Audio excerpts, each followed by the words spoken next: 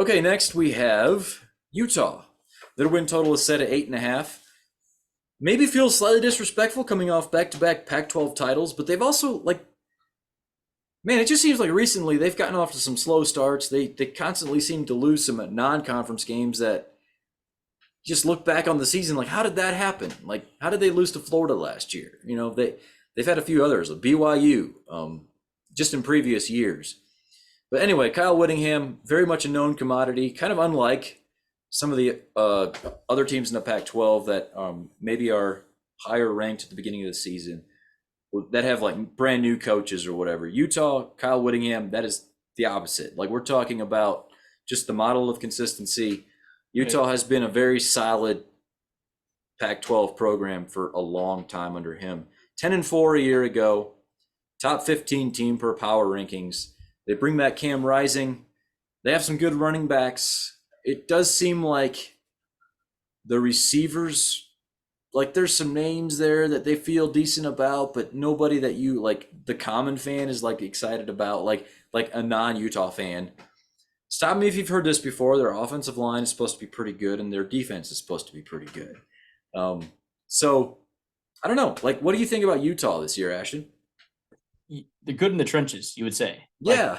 Consistently good in the trenches. Yeah. I like that. Okay.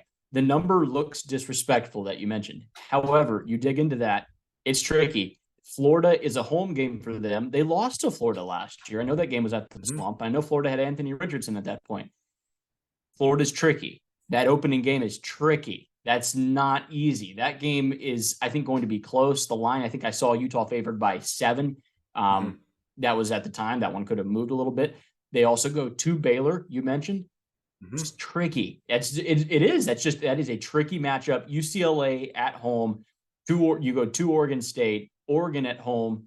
You go to USC, and you go to Washington. That's a lot of losable games.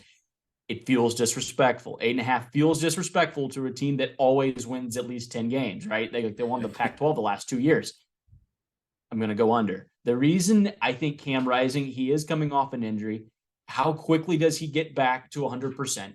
Is he going to be back to 100%? We're not exactly sure yet. I'm going to go under. Do I feel great about it? No, I don't. But you just look at that schedule. Someone has to lose these games. And I like UCLA.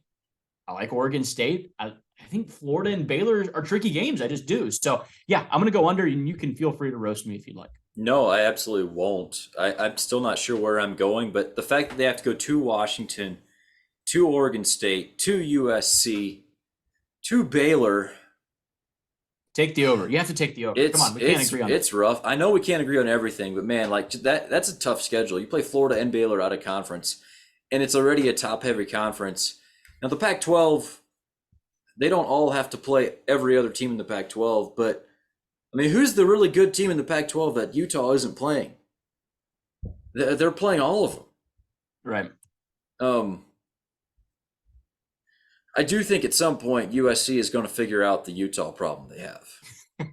Like, really? Is it going to be this year? I don't know, man. I think Utah could absolutely three-peat here in the Pac-12.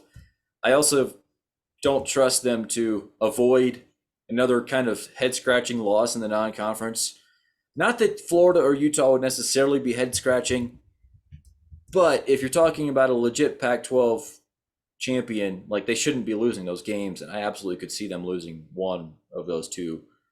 I'm going to join you in the under. I know that's boring, but, man, they do bring back Brant Kuithe yet again. Like, he was like a 3-time Pac-12 first teamer, all Pac-12, some kind of performer. I don't know if it was always first team. Like, before last year when he went down and Dalton Kincaid kind of exploded. But Kuithe's back for yet another year of college football. He's really good. They did just recently pick up a commitment in the portal from Micah Pittman. The younger brother of Michael Pittman, who was he was a pretty highly ranked recruit, has bounced around a little bit. Maybe that's the guy that they've needed. Last year, Utah was actually kind of sneaky bad at stopping the run. Like, they're good in the trenches. The defense has a little bit of room to improve. They can do that. I don't know. I just feel like their ceiling is not as high as USC, Oregon, Washington. I just don't see them having quite the ceiling, so I'll join you in the under. Okay. Sorry, All Utah right. fans. Yeah.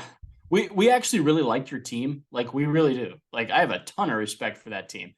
Yeah, the schedule's brutal though. Brutal It schedule. is brutal. Absolutely.